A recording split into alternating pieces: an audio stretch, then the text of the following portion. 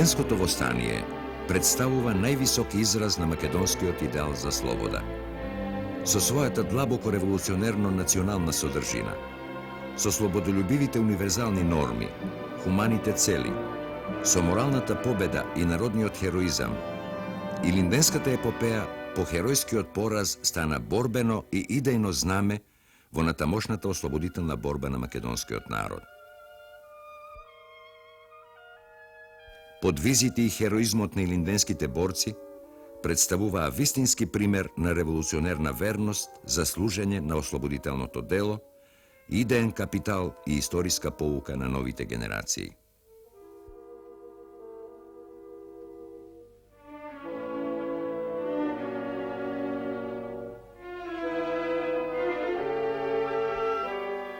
И само 5 години по востанието, продолжувајќи ја илинденската ориентација, македонското ослободително движење ќе стапи во сојуз со младотурците, за да го исврли од престолот првиот желат на македонското илинденско надигање.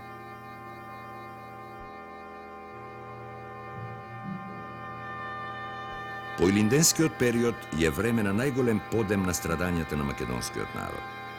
Тоа е време на Балканските и на Првата светска војна, кога Македонија ќе падне под тројно робство, а македонскиот народ ќе биде подложен на невидени страдања и физичко истребување.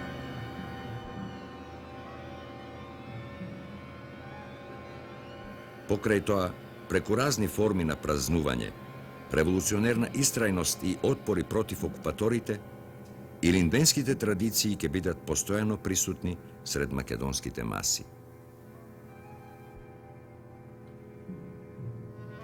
Револуционерното воздејство на Илинден ќе ја достигне својата полна афирмација, особено по Првата светска војна, во борбата за создавање револуционерен фронт и единство на сите македонски револуционерни сили. Неизбежниот историски пресврт што го направи нашиот народ влево, кон сојузништво со работничката класа, беше услов и предпоставка за успешно преведување на македонското ослободително движење во чекор со историскиот прогрес. Во борбата за воспоставување на тоа нужно единство и револуционерен сојуз со работничката класа, најангажирана творечка пројава направи идеологот на македонската левица, илинденецот Димо Хаџидимов. Во чест на 20 годишнината од Илинден, Димо Хаџидимов ќе ја објави својата студија Илинденското востание и поуките од него за сегашните македонски револуционери. Во неа тој ќе даде историска поука и патоказ кон правилно насочување на македонското ослободително дело и револуцијата во новите историски услови. На крајот, Димо Хаџидимов визионерски ќе ја предскаже иднината на слободна Македонија. Македонија го имаше својот прв Илинден, придружен со крвави дни на разорување и тешки страдања во текот на 4 век. Таа ќе го има и својот втор Илинден, но веќе при идната нова епоха на блиски победи и ослободувања. Тој втор Илинден е близок, тој доаѓа. Во периодот меѓу двете светски војни, македонскиот народ својот Илинден ќе го одбележува тајно, преку излети, а особено на религиозните собири по манастирите и по црквите.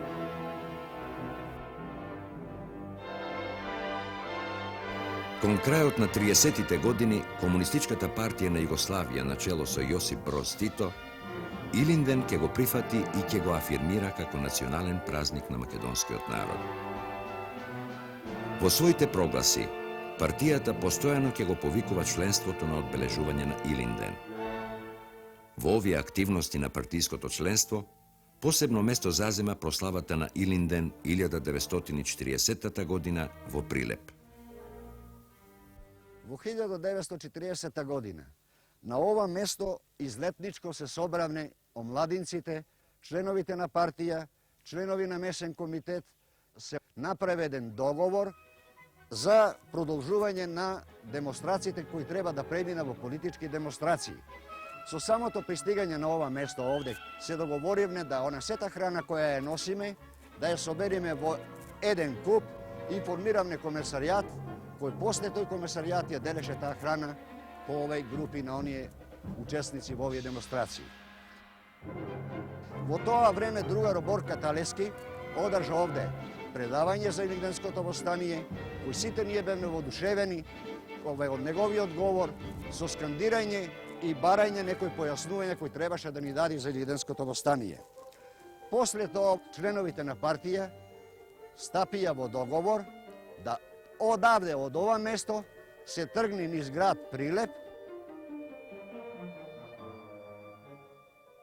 Поворката, движејќи се од Парко, разбира се, зголемена со 1000 уши овај учесници, дојдовне нешто околу 2500 овај учесници.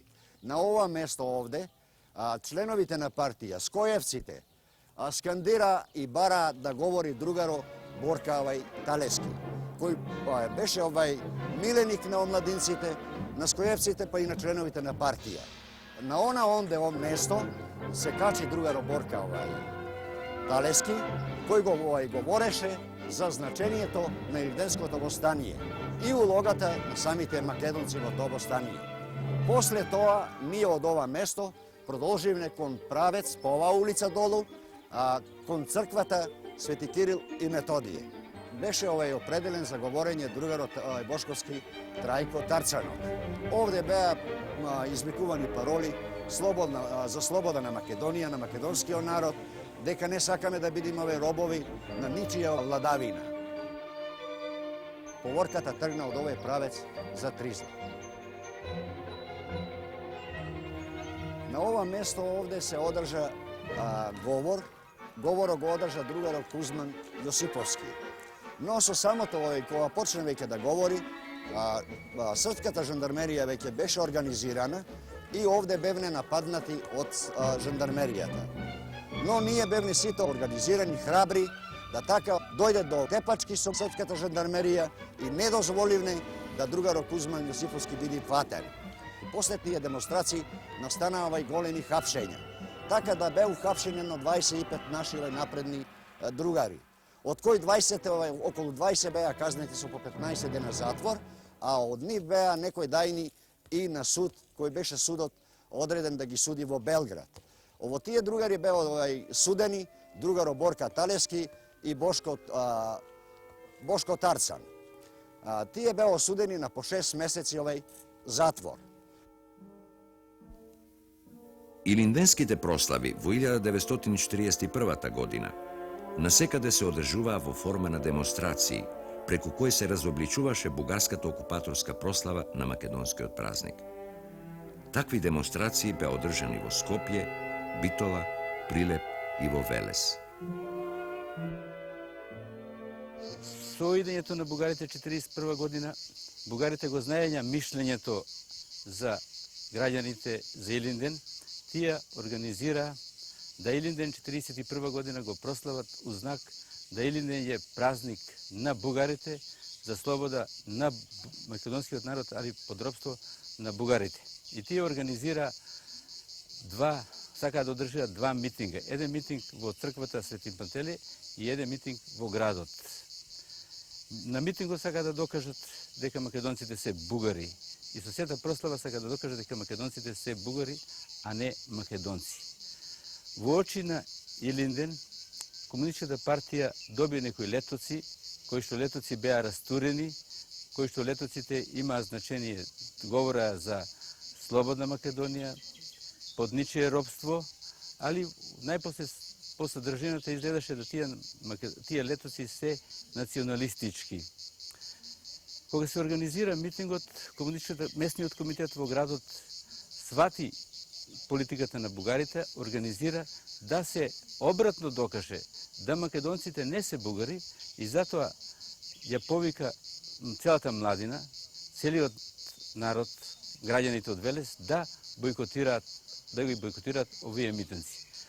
Нарочито младината, скоевската младина, младината Комунистичката партија беше организирана да ги растури овие два митинга.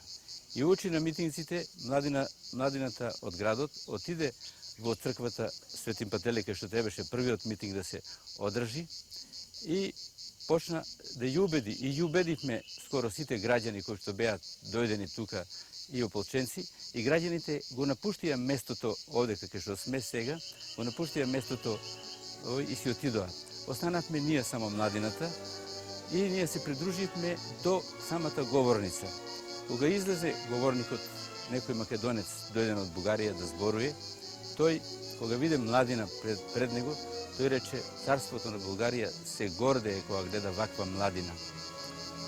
Но напротив, одма беа извикани пароли да живее слободна Македонија, Македонија под ничие робство. Кога го чу тој това, тој одма говорот го смени. Тој рече, царството на Бугарија може да се бори со надворешниот враг, но тешко може да се бори со натрешниот враг кој што го има тука. И тој ја напушти говорницата, а и ние почнавме младината и други да шкрпаме по камењата и тргнавме со транспарентите кои што беа унапред напишани. Имаме транспаренти напишани за слободна Македонија, Македонија под ничие робство, ни под турско, ни под српско, ни под бугарско. А другарот Перо Коробар беше го нацртал ликот на Гоце Делчев во транспарент кој што го носевме. И ние тргнавме во градот да го растуриме и тој митинг. Полицијата беше обавестена за ова што се случи во црквата и таа превзеде мерки во градот да бината кај што требаше да се одржи вториот митинг, ја обиколи да младината не дојде пред бината. Но, нажалост, мислам за бугарите, ниеден граѓанин пред бината кај што требаше да се одржи вториот митинг во градот не дојде. Напротив, само некои ополченци кои што се вратија во црквата и некои стари луѓе стоеја тука и војната музика која свиреше, ние младината стоевме тука. Ако случајно продолжи митингот, ние бевме спремни да го растуриме и тој митинг. Но напротив, свирејќи војната музика, го напушти местото и се отиде во касарна. Затоа пак вечерта напредната интелигенција со помош на местниот комитет и другата напредна младина организира приредба. Се створи еден одбор, на кој одбор беше познатиот борец за слободна Македонија и народниот лекар Панче Васков со другарите Перо Коробар и други. Приредбата се приреди во хотелот Загреб тогавашен, со програма која беше напредна, песми, рецитации кои беа напредни за Македонија и едночинка имаше за теб Македонија. Полицијата која го увиде ова што се спрема, таа покуша да растури оваа приредба, но не успеа затоа што го виде расположението на граѓаните и на масата дека е огромно и таа покуша да го викне докторот Панче Васков и да му нареди да тој ја растури. Но доктор Панче Васков им одговори, ја не можам да растурам, вие самите гледате расположението на граѓаните, па покушајте вие. И така приредбата до крај се одржа. Патриотскиот чин на Илинден 1903, станувајќи неисцрпен извор на револуционерна инспирација, постојано вршеше поттикнувачко и мобилизаторско воздејство врз новите македонски генерации, особено за време на народно-ослободителната војна и револуцијата во Македонија. Во тој период, револуционерниот дух и искуствата на Илинден 1903 ќе се соединат со револуционерниот дух и искуствата на работничкото движење. Партизанските единици со гордост се именуваат со имињата и презимињата на истакнатите револуционери од илинденскиот период. Така, името на Гоце Делчев го носат Прилепскиот, Битолско-Преспанскиот, Брегалничкиот и еден партизански одред од Егејска Македонија, како и 2 бригади. Името на Даме Груев го носи Битолскиот партизански одред. Потоа имињата на Јане Сандански, Питу Гули, Пере Тошев, Добри Даскалот и Сава Михајлов исто така ги носат партизанските одреди. Мошне чести се и случаите видните борци да земаат псевдоними по имињата на илинденците. Така Кузман Јосифовски го носи псевдонимот Питу, Јосиф Јосифовски Ѓорче, Чеде Филиповски Даме, Љупчо Арсов Гоце и други. За време на народно-ослободителната војна со оружени акции партизанските единици секоја година го одбележуваат денот на Илинденското востание. Така на 2 август 1942 година, битолско-преспанскиот партизански одред Даме Груев го нападна селото Смилево. На 6. јули 1942 година формиран е битолско-преспанскиот партизански одред Даме Груев на западната страна на планината Бигла. На 1. август истата година во одредот се одржува состанок на кој што беше соопштено дека одредот треба да изврши акција. За денот на акцијата беше одреден 2. август, но за местноста и каква акција ќе биде одржана не беше соопштено. Вечерта спроти 2. август одредот од селото, од логорот од село Гопеши замина во правец на север по падините на планината Бигла и во утринските часови застана изнад селото Смилево. Тука, на состанокот, командантот на одредот ги извести борците дека денес е Илинден и одредот треба да изврши акција во селото Смилево, каде што треба да биде одржан митинг со цел да се осуети бугарскиот фашистички окупатор да одржи прослава на така наречениот български Илинден, на кој што требаше да стигнат високи гости од Бугарија, начело со министерот за внатрешни работи Петар Габровски. Ние, како следбеници на илинденците, тоа нема да го дозволиме и треба да им кажеме на бугарските фашистички окупатори дека ова е Илинден македонски и дека Смилево е македонски.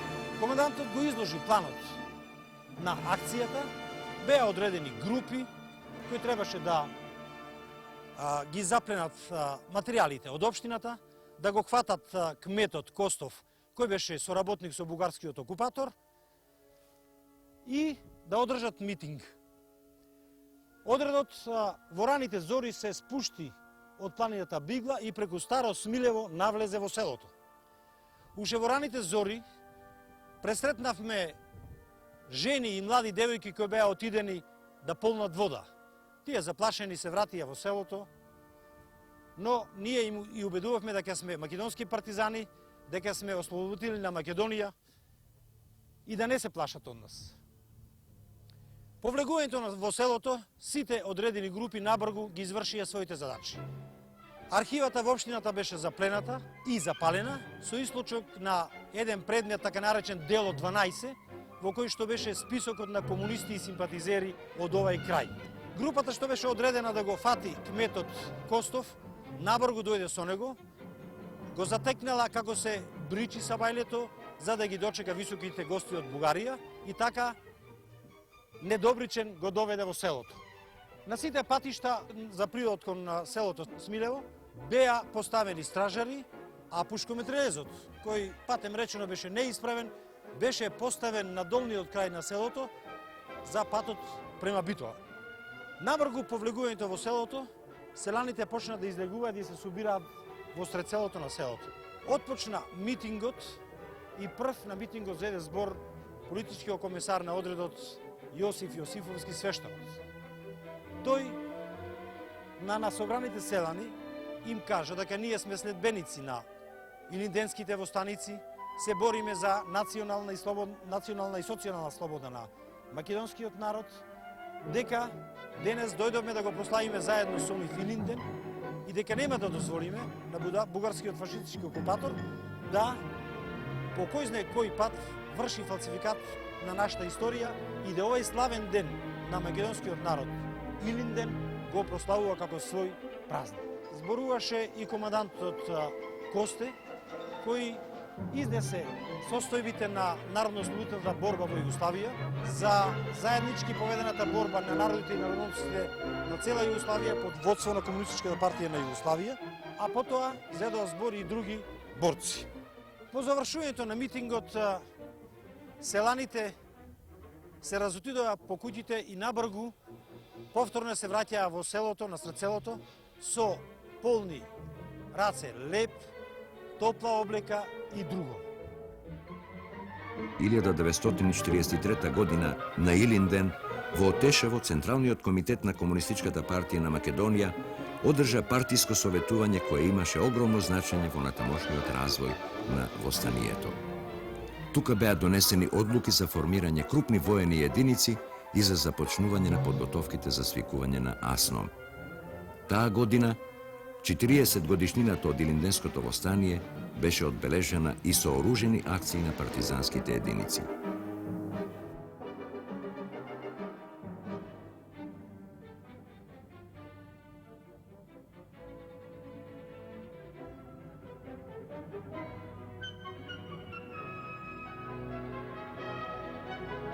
Во 1943 година се навршува 40 години од Илинденското востание и тоа одбележување ние го извршиме со дел од одредот Кичевско-Мавровски, што извршиме напад на тогашната кафана која се викаше Ќошкот.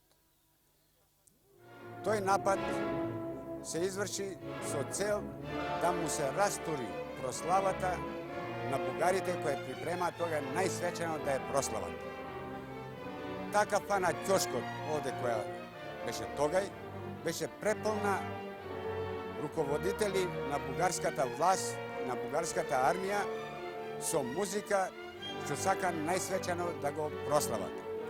Меѓутоа, ние одлучиме, поред тоа што имаме други задачи да извршиме, да влеземе во градот, да се изврши некоја акција друга, некои шпиони да се ликвидираат, ние како најголема акција ја сматраме ова да му се растури прославата.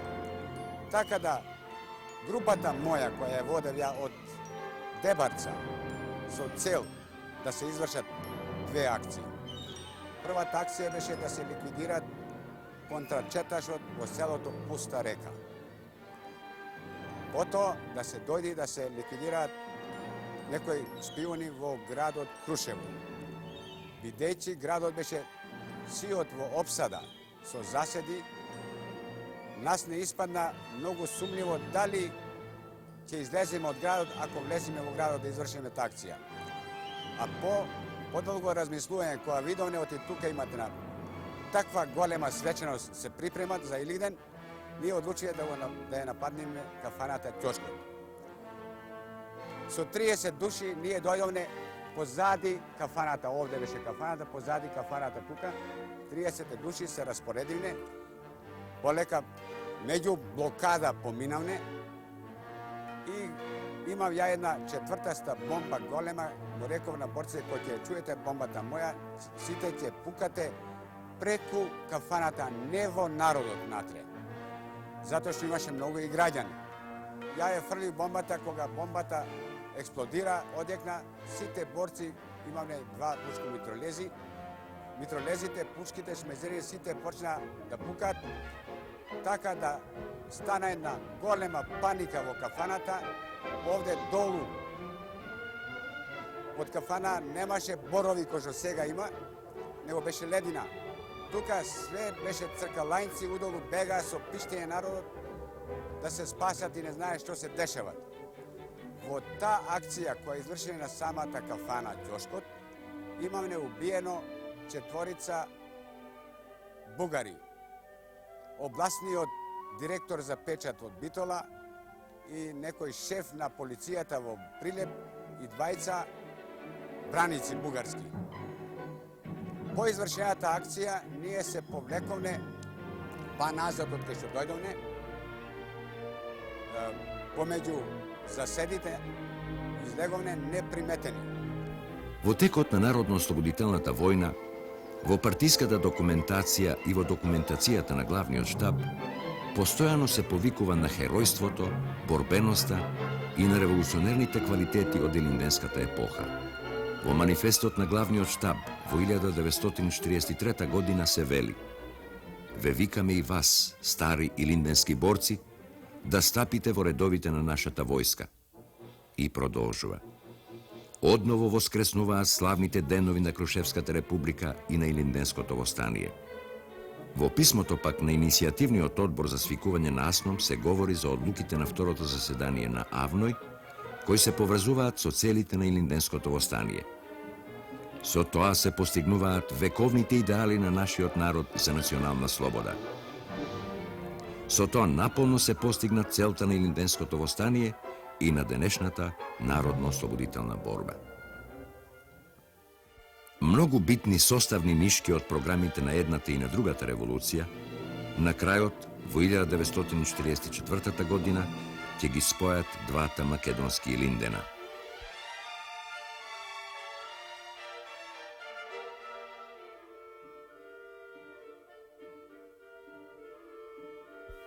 Врвното достигнување на гигантската борба во текот на народно-ослободителната војна, македонскиот народ го поврза со Илинденското востание. И на националниот празник му даде уште едно значење – ден на конституирањето на македонската држава.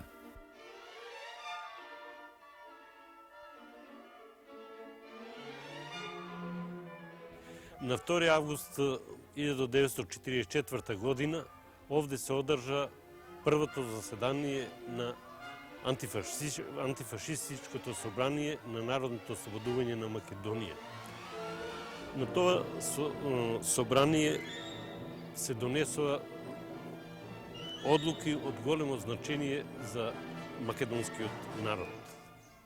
Една од најважните одлуки е прогласувањето на Македонија као федерална единица на Федеративна Народна република Југославија и тогаш формално правно се ставија и темелите на првата слободна македонска држава. Покрај оваа одлука беа донесени и други значајни одлуки, као што се прогласувањето на македонскиот јазик за државен јазик, се упатија писма благодарници до главниот штаб на НОБ и ПОЙ на Југославија и до АВНО. Беше донесен и манифест у кој македонскиот народ се запознава со одлуките на првото заседание на АСНО, се повикува да продолжи со борбата се до конечното ослободување на Македонија. Првото заседание на АСНО го отвори другарот Панко Брашнар Даскалу, член на АСНО од град Велес. Тој оддаде почит на паднатите борци како од Илинденското востание, така и во периодот од 1903 до одржувањето на првото заседание на АСНО. Идеалите на македонскиот народ со донесувањето на овие одлуки беа исполнети. Македонскиот народ и народностите од Македонија после првото заседание уште повеќе се приклучи кон борбата до конечното ослободување. Новослободената земја започна нов живот врз одлуките на АВНО и АСНО. Еленот на борците од боиштата се пренесе во изградбата и обновата на разурнатата земја. Илинденските традиции се присутни и во народната и во уметничката поезија во текот на народно-ослободителната војна и потоа, како и во другите области на литературата и уметноста.